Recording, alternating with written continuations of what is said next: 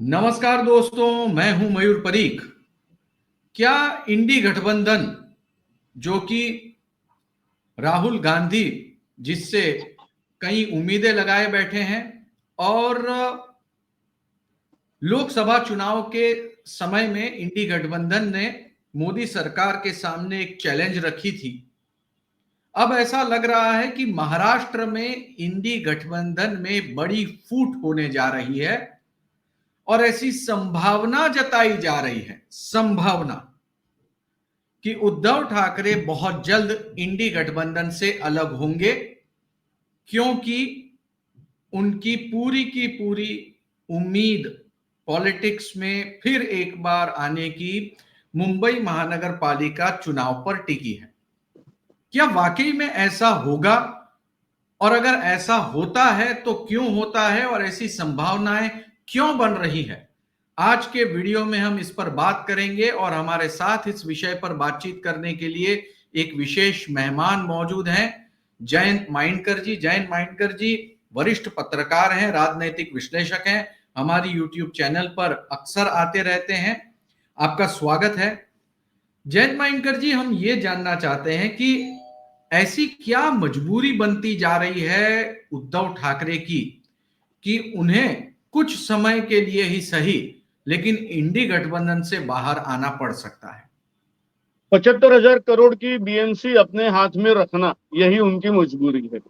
और उनको ऐसा लग रहा है कि अपने उस भाई के साथ अगर गए, जिस भाई ने उन्हीं के ऊपर आज से 19 साल पहले लीडरशिप के बारे में एलिगेशन करके पार्टी छोड़ी थी 2005-6 में, हमको पता है, हमने सब कवर किया है। वो ही अगर उसी भाई को अगर साथ में लिया तो हिंदी के मुद्दे के ऊपर जो एक हवा मुंबई में बनी है, वो हवा बनी रहेगी। और जो मेरा मानना है, फरवरी 2026 में बीएमसी के इलेक्शन होंगे, यानी 4 साल के अंतराल के बाद होंगे, क्योंकि 2022 में इनका कार्यकाल खत्म हो गया, तो 4 साल के अंतराल के बाद। और उसमें जो लग रहा है, जिस मुद्दे के ऊपर शिवसेना और मनसे के कार्यकर्ता नेता लोग ठाम है, इन्हें उनको अड़े हुए है कि अगर हम दोनों भाई, हम दोनों पार्टियां साथ में रहेगी तो हम सत्ता में आ सकते हैं। 75,000 करोड़ का ये एक बीएमसी, जो एक वर्ल्ड रिचेस्ट बॉडी बोली जाए, वो अपने हाथ में रहेगी। अब सवाल ये उठता है कि क्या उद्धव उस पार्टी को डंप करेगा जिसने उसको आज से 6 साल पहले मुख्यमंत्री बनाया था? ये बहुत इंपॉर्टेंट सवाल है, क्योंकि उद्धव जो सीएम बन सके हैं, वो कांग्रेस के अप्रूवल के बाद ही बने हैं। हम बोलते हैं कि शरद पवार साहब ने उनका हाथ खड़ा किया वगैरह वगैरह, ठीक है, लेकिन जो एक बहुत बड़ा रोड़ा था वो था कांग्रेस का अप्रूवल, जिसके ऊपर बहुत चर्चा हुई। खुद पृथ्वीराज चौहान ने बोला था कि हम भी बहुत कॉशियस थे, क्योंकि अगर ये खिचड़ी पकनी थी तो क्यों 2014 में पकी नहीं थी? वहां उस वक्त भी पक सकती थी। ऐसे ही 3 पार्टियां बीजेपी के आगे जा सकती थी, क्यों नहीं बनी? क्योंकि सीएम किसको बनाना। और इस वक्त अगर क्या उद्धव ठाकरे उस पार्टी को छोड़ेंगे जिसकी वजह से उन्होंने अपनी लाइफ टाइम एम्बिशन पूरी की है कि सीएम बन गए?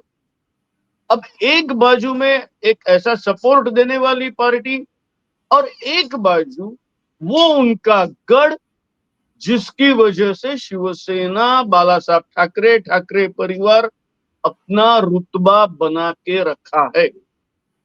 एक प्रकार की कैच-22 सिचुएशन ये शिवसेना के साथ है। ये रियलिटी है कि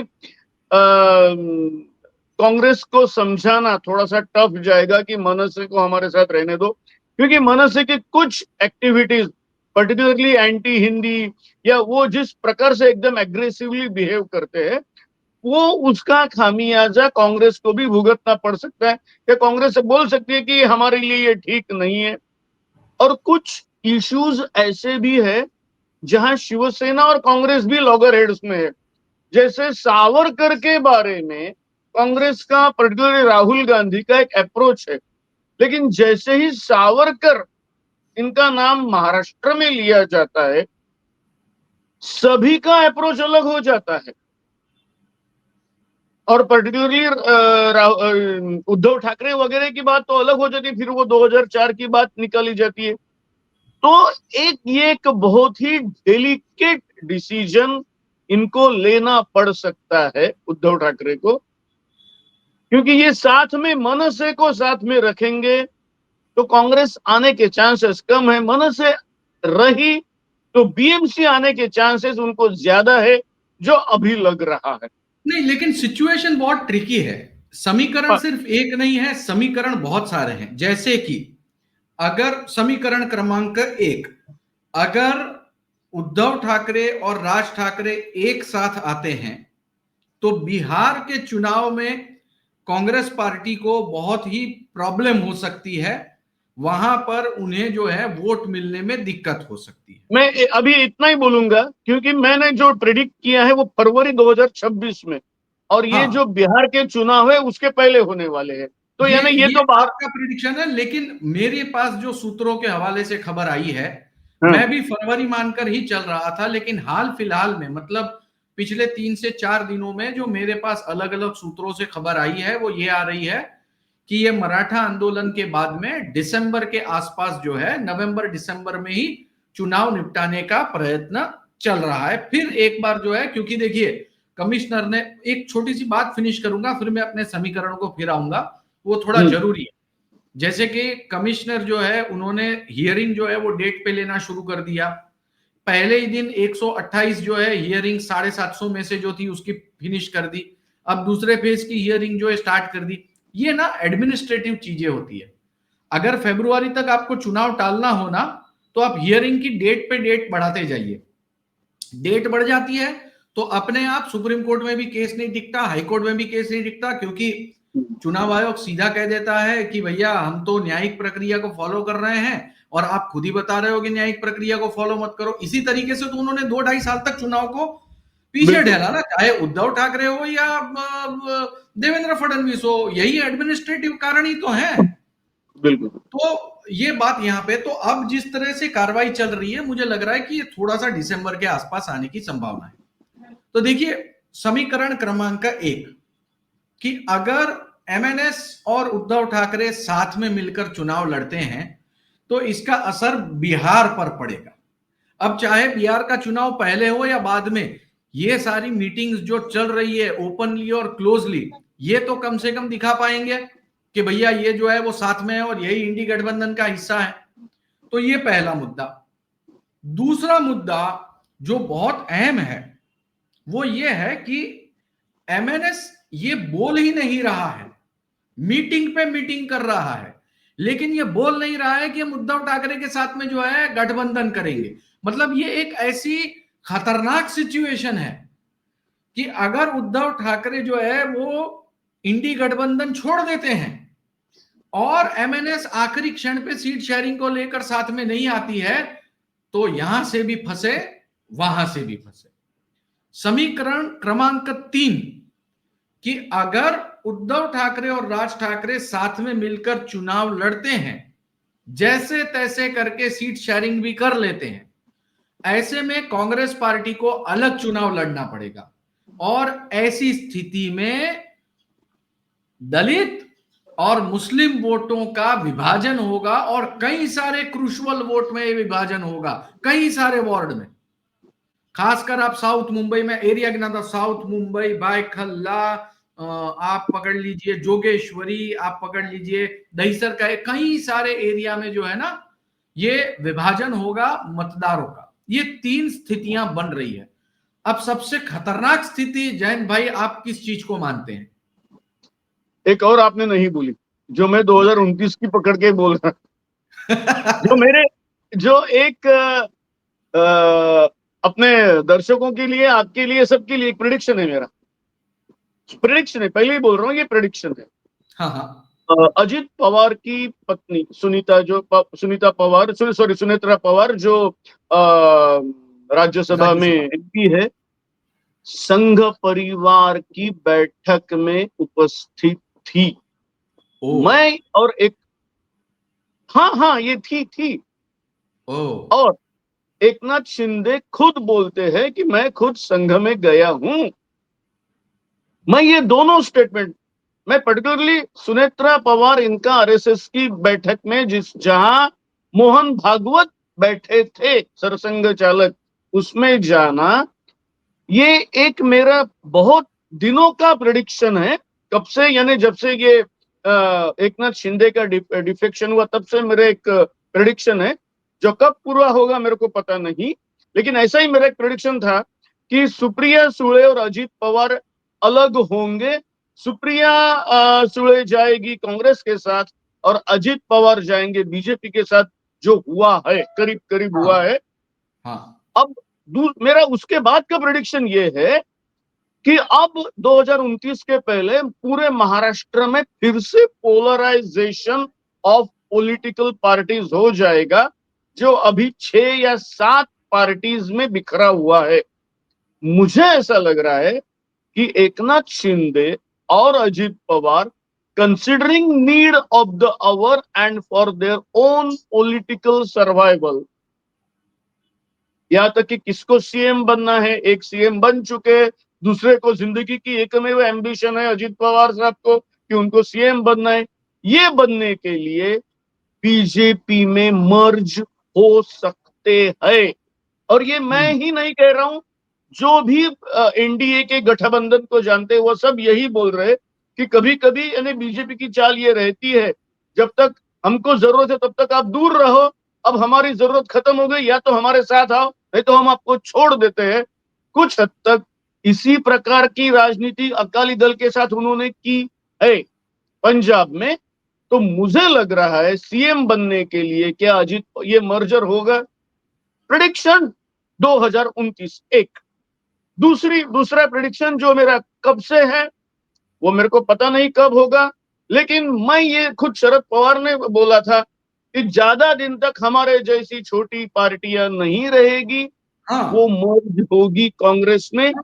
हाँ ये प्रेडिक्शन को देखते हुए और अगले जून में शरद पवार साहब की राज्यसभा की टर्म खत्म हो रही है, मैं जरा डिटेल में बता रहा हूं, पूरा हाँ हाँ खत्म हो रही है। तो अभी के महाराष्ट्र के अपोजिशन के पास मुश्किल से एक राज्यसभा में चुन के लाने की ताकत है। ना कांग्रेस में अकेले में है, ना राष्ट्रवादी में है, ना शिवसेना में। अगर तीनों इकट्ठे हुए तो ही शरद पवार को तीसरी टर्म मिल सकती है। उसके बाद उनकी तबीयत, उनके जो डिसीजेस है उनका, वो सब देखते हुए क्या शरद पवार वहां तक जाएंगे, तीसरी टर्म लेंगे। कुछ चीजें ऐसी होती है जिसका प्रेडिक्शन हम नहीं कर सकते, लेकिन क्या राष्ट्रवादी शरद पवार साहब के बाद भी इंडिपेंडेंटली फंक्शन करेगी या वो कांग्रेस में मर्ज होगी? तो मुझे लगता है जो शरद पवार जी ने कहा था कि छोटी छोटी पार्टियां इकट्ठी होंगी फिर से कांग्रेस में जाएगी, वो एक पोलराइजेशन एक कांग्रेस का जो है जिधर, वो उधर कांग्रेस में राष्ट्रवादी कांग्रेस कांग्रेस के साथ रहेगा। यानी हमने जो तीन तीन पार्टियों वाली दो ग्रुप है उसमें से सिर्फ दो ग्रुप बना दिए, एक बीजेपी वाला ग्रुप हाँ और दूसरा कांग्रेस। कांग्रेस वाला ग्रुप। अब मुझे लग रहा है ये अगर है तो ठाकरे बंधुओं का तीसरा ग्रुप बन सकता है क्या? अभी तो कोई हम्म। बीएमसी के बाद वैसे इतना कोई इंपॉर्टेंट इलेक्शन नहीं है जिसके लिए नहीं। उद्धव ठाकरे को कांग्रेस के पास जाना पड़ेगा, बोलना पड़ेगा हमारे ये नहीं होना चाहिए था, मैं फिर से आपके पास वापस। अभी तो नहीं है, 4 साल तक तो नहीं है। 75,000 करोड़ तो हाथ में आ रहे हैं, वो तो काम हो रहा है। तो 2029 तक ये शायद देखेंगे उस वक्त की सिचुएशन क्या रहती है। यानी आज जो इन सिंपल टर्म्स मुझे लग रहा है कि ये 7 मनसे को पकड़ के 7 पार्टियों में बटा हुआ महाराष्ट्र का पॉलिटिक्स, मैं यहाँ छोटे छोटे आरपीआई को, कम्युनिस्ट को नहीं ला रहा हूं, मैं जो 7 पार्टियां, 3 इनके साथ, 3 आघाड़ी के साथ और एक आप ले भी नहीं मनसे, सकते क्योंकि एक एक दो दो सीट जीतते हैं ना, पालिका के अंदर कोई बड़ी महानगर पालिका उनके पास है ना, नगर पंचायत बड़ी उनके पास है, तो वो वो एक इनसिग्निफिकेंट। एरिया तक सीमित होते हैं, तो वो तो सब जगह पे होता है, वो तो इंडिपेंडेंट भी होता है, इसको स्टेट तो की फोर्स ये नहीं सात कहते। ये ये 7 पार्टियों का गठबंधन मुझे लग रहा है 2029 को शायद 3 पार्टियों में बदल जाएगा। मनसे अपना इंडिपेंडेंस रखेगा, वो उद्धव के साथ मर्ज नहीं करेगा, ये बिल्कुल। 3 ग्रुप रहेंगे। हो सकता है कि उद्धव ठाकरे राहुल गांधी को मना लेंगे, मनाने की कोशिश करेंगे, क्योंकि सवाल फाइनेंस का है। 75,000 करोड़ की बीएमसी हमारे हाथ में पक्का आएगी। आपने हमको सीएमशिप दी, लेकिन ये भी देखिए, और हो सकता है ये बनेगा। लेकिन जो मुझे आगे का लग रहा है, जो आपने जो 3 पॉसिबिलिटीज दी, मैं इसके लिए उसके आगे गया कि हाँ ये हाँ जो पॉसिबिलिटी मुझे अभी से दिख रही है, ये दिख रही है, और ये अगर होगी तो एक प्रकार की स्टेबिलिटी लाने की ओर हम जाएंगे, जो 2019 से 24 तक हमने देखी नहीं थी। 5 साल में जो हमने स्टेबिलिटी देखी नहीं थी, वो स्टेबिलिटी आएगी और क्लियर कट होगा कांग्रेस वर्सेस बीजेपी। सेना उसमें कहां रहेगी, ये थोड़ा सा मैं अभी इसके लिए प्रेडिक्ट नहीं करता हूं, क्योंकि उसमें एक दो इलेक्शंस आने के बाद वो होगा। क्योंकि उस वक्त उद्धव भी ऐसे बार्गेनिंग करेंगे कि मुझे क्या मिल रहा है। आज के हिसाब से वो बार्गेनिंग करेंगे तो बोलेंगे कि मुझे ऐसा लग रहा है कि मेरा भाई, जिसके पास एक भी एमएलए नहीं है, लेकिन अगर वो आया, जो आपने बोला कि किसी कोई पार्टियों के पास एक भी एमएलए नहीं रहता, फिर भी तो भले ही राज उन्हीं में से एक है, लेकिन राज का मुंबई का जो एक ऑरा है वो हाँ, इतना है। 1-2%, 2% वोट हाँ, है उनके और पास। वो 2% अगर इनके ऊपर आ गए, शिवसेना के ओरिजिनल स्ट्रेंथ में आ जाते हैं, तो जो बनता है वो पूरी सत्ता आ जाती है, भले ही राज के लगभग पास एक भी 44 सीट्स, हमने एक एपिसोड बनाया था, हाँ 44 सीट्स के चुनाव के परिणाम पलट जाते हैं। बिल्कुल, तो वो इंपॉर्टेंट है, और इसके लिए ये बार्गेनिंग बहुत चलेगी। ये जो मीटिंग हो रही है, थोड़ी सी आपने जो मीटिंग की बात कही थी, राज क्यों नहीं बोल रहे हैं, राज ने सीधा 100 सीट के ऊपर दावा किया है। मेरे ख्याल से 221 की 236 है अभी, 221 है ना बीएमसी की, हाँ, 221, 227 सीटें हैं इस समय, हाँ 227 में से सीधा 100 सीटें मांगी है। और दो अब गवर्नर इनको अपॉइंट करते हैं, दो अब इनको गवर्नर अगर अपॉइंट करते हैं, दो हाँ हाँ, दो काउंसिलर गवर्नर अपॉइंट करते हैं। तो दो जो 100 अगर इनको दे दिए, तो इनके पास बचे सिर्फ 125। हम्म कांग्रेस के पास 30 सीटें थी, हम्म तो कांग्रेस को भी अगर कॉम्प्रोमाइज करके उद्धव ने 30-40 जो भी कुछ दिया, तो उनके पास भी जितनी राज के पास है उतनी सीटें बचेगी। हाँ अब जो चुन के आएगा उसमें अगर राज के कैंडिडेट ज्यादा चुन के आए, तो नेचुरली मेयर उनका बनेगा, स्टैंडिंग हाँ कमेटी ये उनकी होगी। और हाँ उद्धव तो चाहेगा नहीं, मेयर और स्टैंडिंग कमेटी पे हमारा ही हक रहेगा, डिप्यूटी मेयर तुम्हारा रहेगा। हाँ तो ये सब बातें चलेगी। और ये भी फैक्ट है, तो राजनीति की बात है, जो आपने कहा वो सही है कि बीजेपी इन्हीं सभी का फायदा उठा के बिहार में कांग्रेस की बदनामी करने की कोशिश करेगी। ये रियलिटी है, क्योंकि पॉलिटिकल पार्टी उसका एक असर दूसरे उसका असर वहां के गठबंधन पर बहुत बड़ा पड़ेगा, क्योंकि देखो मैं वहां एक वहां बात करने ना, की कोशिश मैं कोशिश एक बात मैं करेंगे। बताना चाहता हूं जो हमने पिछले दिनों में मार्क की। इतनी बड़ी वोट चोरी की यात्रा वगैरह राहुल गांधी ने निकाली, बिहार में इतनी जगह पे गए, लेकिन शिवसेना से कोई नहीं गया, शरद पवार या उनकी पार्टी से कोई नहीं गया, साउथ इंडिया के नेता है। अब साउथ इंडिया के नेताओं का बिहार के पॉलिटिक्स में कोई रिलेवेंस ही नहीं है भैया, नहीं, रिलेवेंसी नहीं, ये फैक्ट जीरो है, क्योंकि रिलेवेंस है। वैसे देश के किसी भी शहर का मुंबई से रिलेवेंस है, लेकिन ये बात आपकी सही है, तो ये नहीं, तो होगा, मैं ये एक मानता हूं ये मैसेज है होगा। ना, सी ये ये एक मैसेज मैसेज है। राहुल गांधी चाहे सबको साथ में लेने की बात करे, भले शो ऑफ स्ट्रेंथ की बात करे, आप साउथ इंडिया के लीडर्स को जो है वो बिहार में जाकर दिखाते हैं। अब साउथ इंडिया में जो है वो बीजेपी जो है उसका वजूद बताइए, तमिलनाडु में कितना कम है, केरल में कितना कम है ना, कर्नाटक में अच्छा खासा है क्योंकि वो सत्ता में भी रह चुके हैं, आंध्र प्रदेश में चंद्रबाबू नायडू के साथ गठबंधन के माध्यम से वो कहीं ना कहीं आए हुए हैं, ओडिशा में अभी वो सत्ता में आए हुए हैं। तो ये जो साउथ के स्टेट्स हैं उनके नेताओं को राहुल गांधी बिहार में शोकेस कर रहे हैं, और उद्धव ठाकरे को जाना चाहिए था, शरद पवार को जाना चाहिए था, या फिर आपके राजस्थान से गहलोत को जाना चाहिए था, उसमें से कोई भी जा नहीं रहा है। एज वी नो, मैं अभी कांग्रेस के ऊपर अपन सेना के ऊपर बात करेंगे, as we know Uddhav very well, ये तो वो पुराने बाला साहब के जमाने के आदमी है कि बाला साहब जैसे अपने गुफा में बैठे रहते थे, जिसको भी आना है हमसे आके मिलो, और हाँ प्रमोद महाजन आके उनको जाके सलाम करते थे, ये बात हमने भी कवर की है। अब ये जो उद्धव का है, उद्धव ने वो अपनी थोड़ी सी मर्यादा छोड़ दी है। वो बाला साहब ने जो लकीर खींची थी वो सोनिया गांधी को मिलके आए, अर्थात उनको उनका फायदा हुआ है, वो सीएम बने हैं, लेकिन वो मिलके आए हैं। लेकिन जहां तक की बात उद्धव ठाकरे कहीं बाहर जाके कैंपेन करना, तो जो हमने कभी देखा नहीं, जो जो एज ए सीएम भी कितनी बार मंत्रालय में गए हमको पता है, तो उनसे बिल्कुल। वो अपेक्षा ही नहीं करनी चाहिए।